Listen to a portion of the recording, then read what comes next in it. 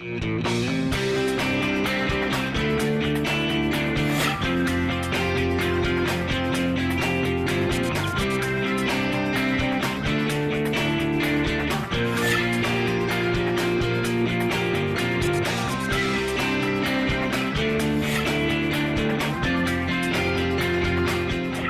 I'm Kristen Oaks-White. And I'm Avery Davidson. Thank you for joining us for This Week in Louisiana Agriculture, the only TV show bringing Louisiana farmers and consumers together every week. We begin this week with team coverage of the dire circumstances in which many Louisiana soybean farmers find themselves. In separate visits to Louisiana, both United States Secretary of Agriculture Sonny Perdue and American Farm Bureau President Zippy Duvall referred to the combination of low prices, wet weather, and stifled trade as a perfect storm. As United States Secretary of Agriculture Sonny Perdue returns from a trip in a sugarcane harvester, farmers gather at Raceland Sugars. They're here to meet Secretary Perdue and find out if the federal government can help soybean farmers impacted by low prices, weather damage, and trade issues. Well, one of the challenges we have is that our laws won't allow us to do the mitigation program if the crop is unharvested. And some people are on a catch-22 situation. They have so much damage that it won't be, it's not merchantable, and you can't get compensated if you don't harvest. So that's a real challenge. I think we've got to really go and to advocate to Congress over a new disaster bill that will understand a quality devaluation here for these farmers in Louisiana and really up the river. We're seeing damage and rain and wet harvest conditions really all the way up the river. Louisiana Congressman Ralph Abraham and Garrett Graves and Louisiana Commissioner of Agriculture and Forestry Dr. Mike Strain joined Secretary Perdue for the meeting. Farmers like Richard Fontenot of Evangeline Parish let them know about his situation. Not unlike many of producers in my area in the southwest part of the state, we had a perfect storm. Fontenot says he's not going to harvest about 1,000 acres of his soybeans. He's not alone. I'm estimating in Evangeline Parish we're probably about 60 or 65% of the crop. Soybean crop, that is still going to be left in the field and won't be taken to harvest. And right now, if a farmer does not harvest the soybean crop, it is not eligible for payments through the Market Facilitation Program. That's where Abraham and Graves can step in. The fact that there was Hurricane Florence and Hurricane Michael, it's likely that Congress is going to end up doing a disaster appropriations bill, which would give us a vehicle to help provide some assistance for those that have had some impact as a result of the bean crops this year. And of course, not just the bean crops, but also some of the bean markets with some of the China tariff situation going on now. Some of our end users or some of our destinations have been challenged a little bit this year. So all that is being looked at kind of globally and what type of remedy we should be bringing to the table. So it's up to Congress to get back quickly after the election, put a Band-Aid on this problem, make these farmers at least whole enough to get a bank loan so they can roll those dice one more time and produce that crop. We have farmers that will literally go bankrupt. And I'm not talking about a few, I'm talking about a lot. We've got 18 million acres of farm beans that still have not come out of the field. In the shadow of Tiger Stadium, American Farm Bureau President Zippy Duvall speaks with Louisiana Farm Bureau President Ronnie Anderson about the dire situation Congressman Abraham just mentioned. You know, the best thing we can do is to continue to encourage the administration, Secretary Perdue, and let them understand about what the issues are to our farmers because of these things that's happening in this perfect storm. Throughout his meeting with farmers and ranchers, Secretary Perdue kept the Market Facilitation Program and any other possible payments for the weather disaster as separate subjects. As you heard Congressman Abraham say, he's going to continue to work with the USDA and Congress to help Louisiana soybean farmers. And Kristen, I know this is something you're paying close attention to. Your husband Landon is paying close attention to. Congressman Abraham and Congressman Garrett Graves both just said, as you heard them, that this is something Congress is going to have to address, and so we're going to see how that pans out. It's something that they need help with, and they're the ones who supported a lot of the people that are elected in office right now. So. Yeah, they depend heavily on those votes. Continuing with our team coverage, this issue is a big one, and sometimes it's really hard to see why it is so important to soybean farmers. This week, Twila's Neil Melanson breaks down the cost of raising soybeans and why the economics we're seeing this year just simply don't add up. When Joey Olivier was getting these fields ready for soybean planting back in April, he had already put in quite a lot of money just to get ready. That was before the trade war with China saw retaliatory tariffs on beans, and Olivier was concerned how it would affect his farm then. We're working on a very thin margin of profit on soybeans as it is. $10 is about what it takes just to make us consider or be close to being in a profit margin. And today I think soybeans are selling for 10, 30 something, so there's not a whole lot of profit margin to be made. Since that time, the price has dropped $2 due to the continuing tariffs, and many are concerned how they can keep the farm going at all. Kyle McCann, Associate Commodity Director with the Louisiana Farm Bureau, says there's a laundry list of expenses growers run up all year long they have to pay just to get those crops made. You have fertilizer costs, all the other direct inputs regarding seed, which has become a huge expense nowadays. In addition to, once a crop starts growing, various crop protectants, whether that's various herbicides to keep other things from growing, insecticides, fungicides, all of that to protect and nurture the crop all the way up to harvest. Breaking down all these costs, you have those initial expenses of fuel, fertilizer, and seed for planting. That's about $179 per acre. As the crop matures, maintaining it with insecticide, fungicide, and herbicide, as well as irrigation during this past year's hot summer, is $137 an acre. Finally, harvest sees the expenses of cutting the crop and hauling it to market. That runs at about $143 an acre. What this means is that soybean growers have to make a crop of 55 bushels per acre with a price between $8.50 and $9. Keep in mind, Louisiana set the record a few years ago with an average yield of 57 bushels per acre. Farmers need that just to break even. And even though you see that current price within that range, that's the price in Chicago. It doesn't count the steep discounts farmers are facing for barges that aren't moving on the river. That's if they can even sell it to those elevators who aren't taking very much damaged grain right now. Soybean harvest is about 40% done nationally, and this week should see some of that pick up across the country as we're just in the thick of harvest in the Midwest. Most of those harvested acres nationally have storage. Overall, though, it won't do anything to help prices. And guys, this is just a slow-moving disaster, as we've said. There's three things that really get to me here. Number one is, while the Secretary recognized this, it can't be emphasized enough. The weather disaster and the tariff disaster are linked together. One caused the other one. And even though the weather is going to do what the weather is going to do, if those soybeans were moving through port, we wouldn't be in this situation. We wouldn't have this sort of stuff. Because we wouldn't have to worry about the damage. Exactly. That damage issues wouldn't be as exacerbated, if you will. Exactly. Two, every bit of those soybeans, whether they would have been brought to the market or not, would have been cut. Had they been brought in other words, had they gone to these elevators, they would have been in that MFP program. So the fact that they're rotting in the field shouldn't be an issue. I mean, it shouldn't count towards them.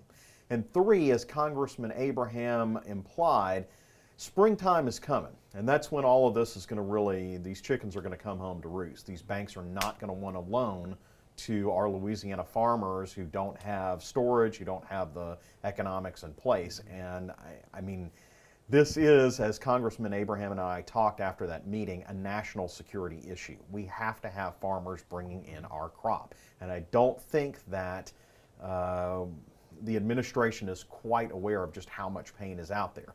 As we've talked, it's a mixed bag across the state. Some farmers have done better than others. But at the end of the day, the farmers have to stay in business, and that's really the key here.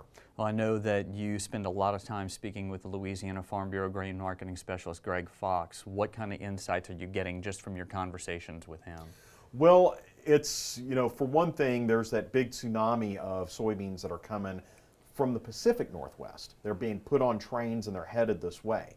Then you've got the huge amount that's coming in from the Midwest, which is getting on those barges, which is going nowhere right now. It's going to those elevators and staying. I think the big problem is Louisiana farmers don't have as much on-farm storage as the rest of the country because we're the first to get all that grain out. And since it didn't go anywhere, now it's competing with all that Midwest grain, and so the elevators just don't want it. Neil, it kind of goes back to when you were wearing the bottom line hat, and we're sorry that you have to put it on again for this case, but good job putting it together and showing us those numbers. Thank you. Well, December 7th, 2018 is an important day for Louisiana farmers and landowners. That's the deadline for farmers to move their generic base acres into coverage for the seed cotton under the Agriculture Risk Coverage or Price Loss Coverage programs for the 2018 crop year.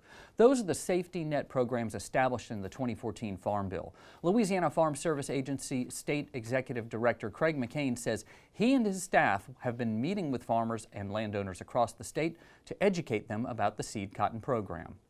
We're only somewhere in about the 30% range relative to converting all the generic base over to seed cotton base.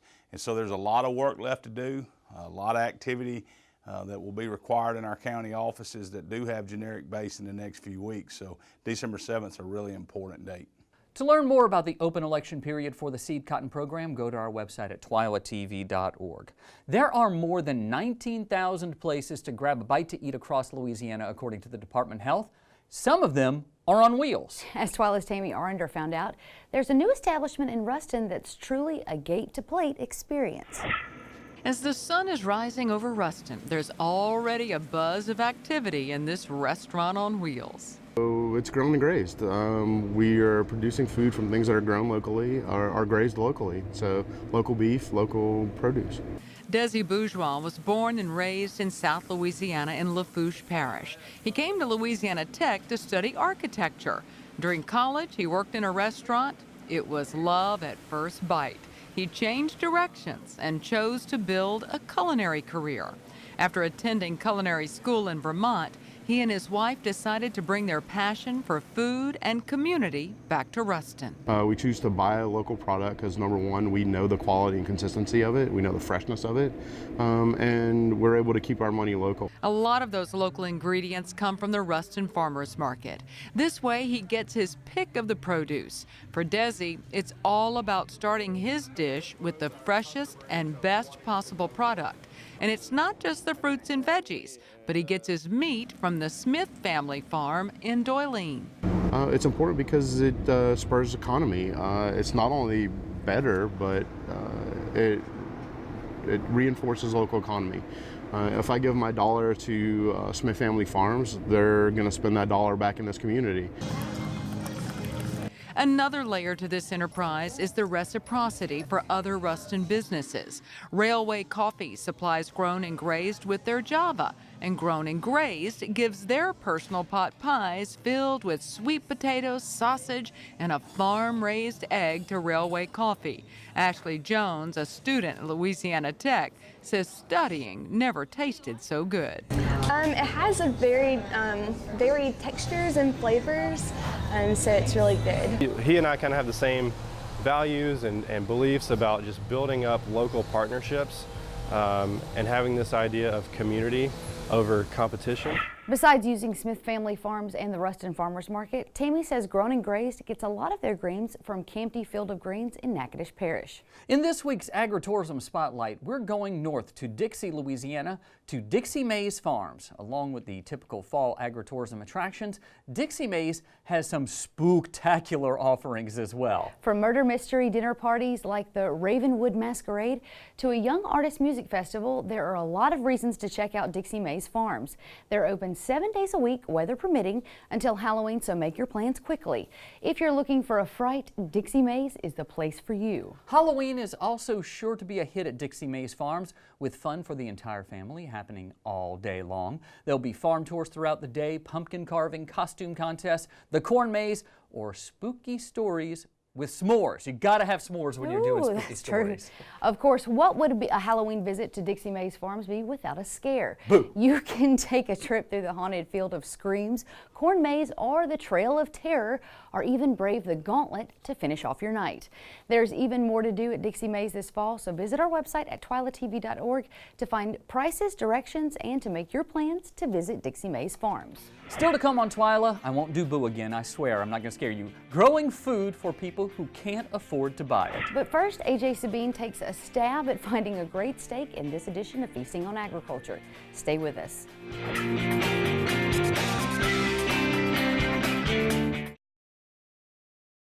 I now hope they're fighting today. I hope they are. Put a Dorito on here.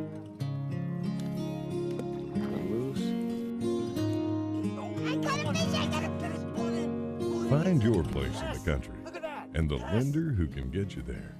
Find Louisiana Land Bank.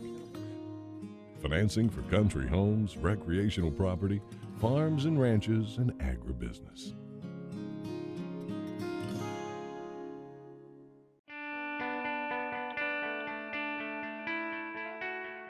Before I got active in Farm Bureau at the level that I'm at now, I often felt like I was isolated on the farm.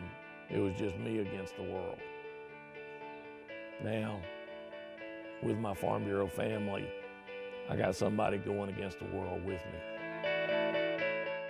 I am Farm Bureau.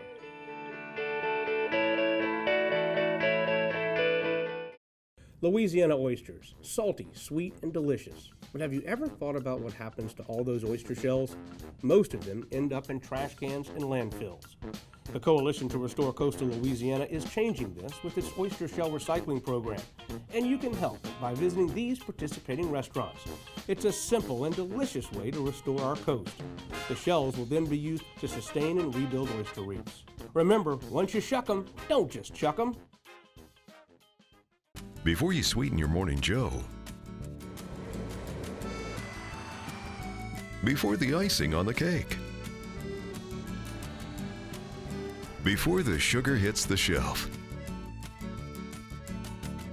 it begins with a family of sugarcane farmers dedicated to growing Louisiana for more than 220 years. The Sugarcane Growers of Louisiana, making life sweeter, naturally. Sugarcane, sweet sugarcane.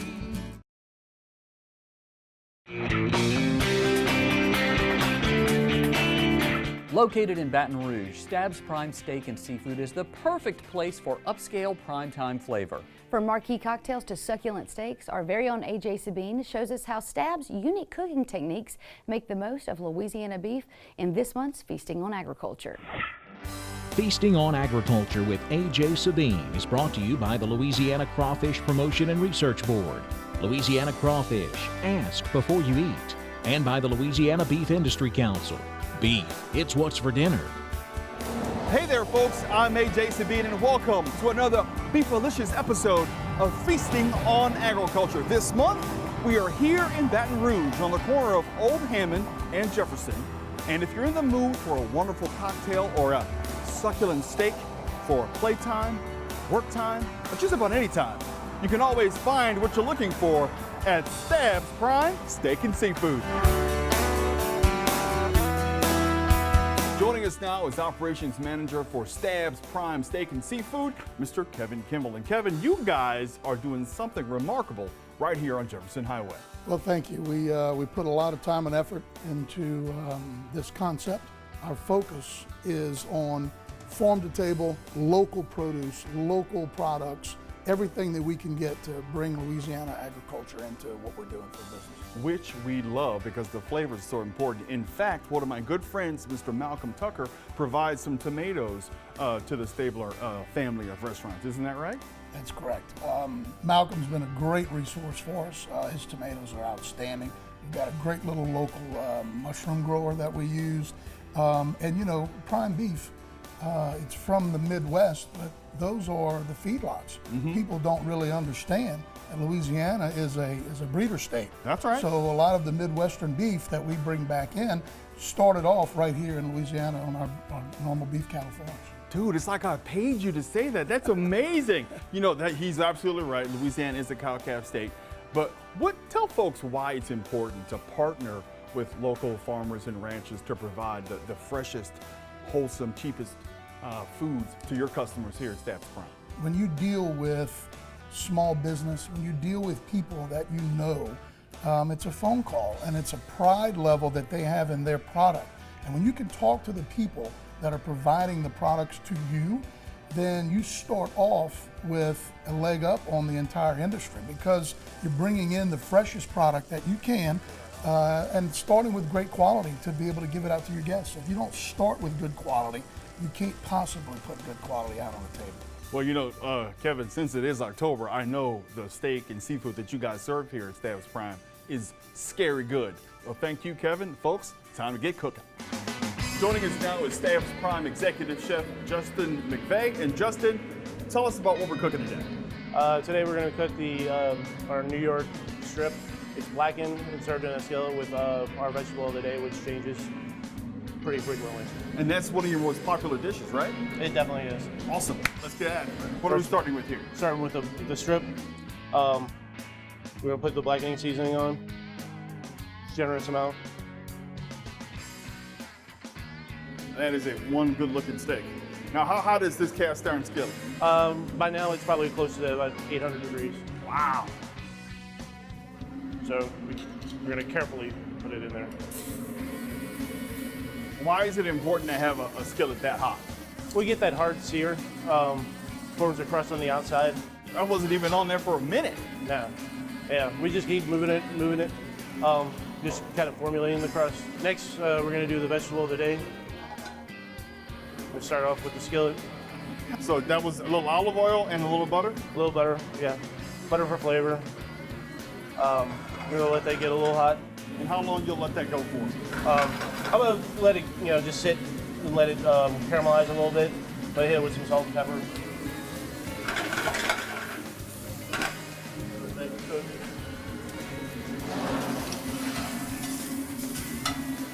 While that's cooking, and some barbecue onions. It's definitely a garnish, but I like to be able to eat my garnish. Oh, I believe you. I like to eat everything. That's why I do these things.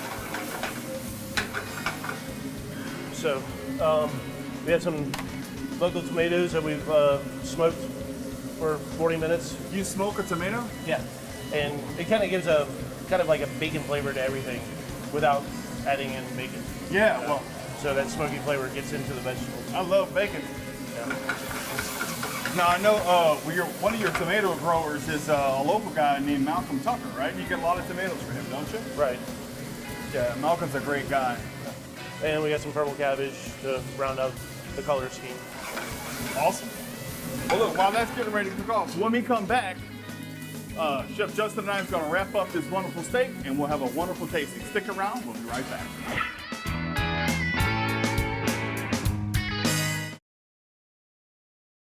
I'm Rudy Tempesta. I'm 92 years old. I fought in World War II. Then I came home, worked for the post office for 70 years. I've been getting Meals on Wheels, and I enjoy it. The most important thing about Meals on Wheels is you meet the people, which to me is fantastic. You need people to keep your brain moving. That's what life is about. It's love and having a conversation with people.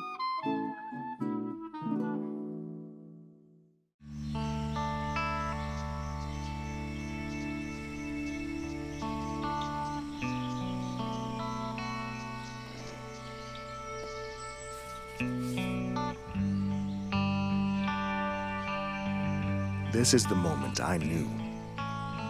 His future had no boundaries.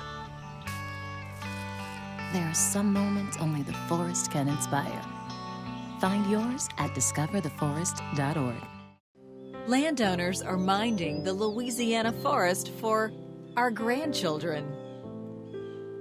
A place for wildlife, recreation, lumber for homes. It's the right thing to do. Forestry, covering half our state, all of our hearts.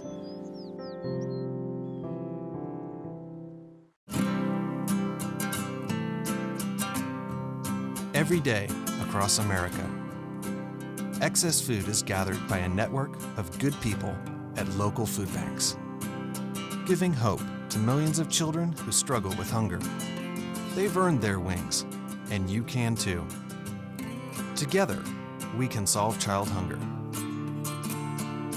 Support Feeding America and your local food bank at feedingamerica.org.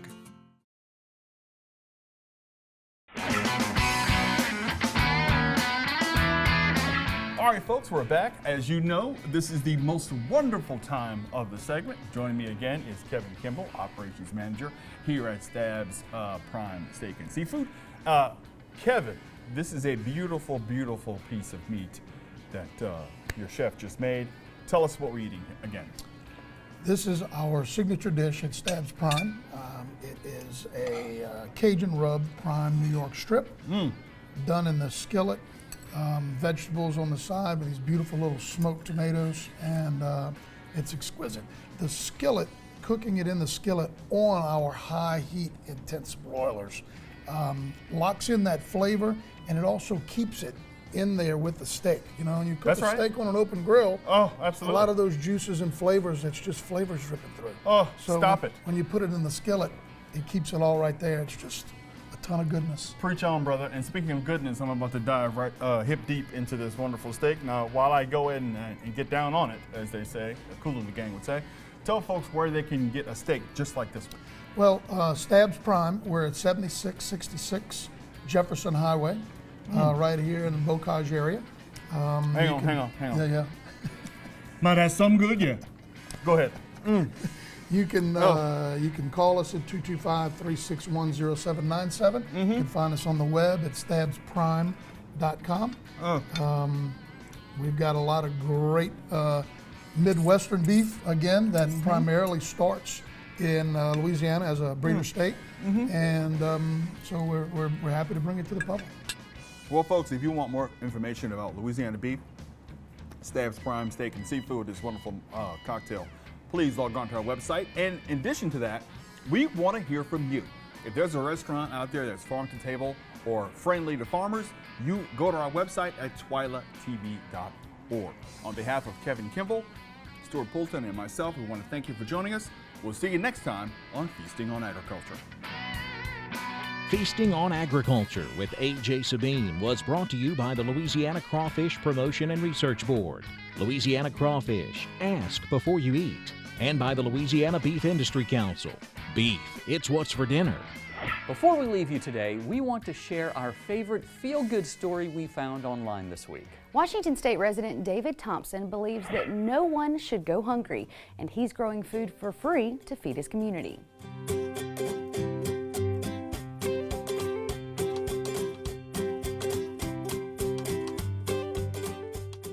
I'll set it out here, people drive by and they'll pick it up. I don't put bags out here so somebody doesn't pick up all of it.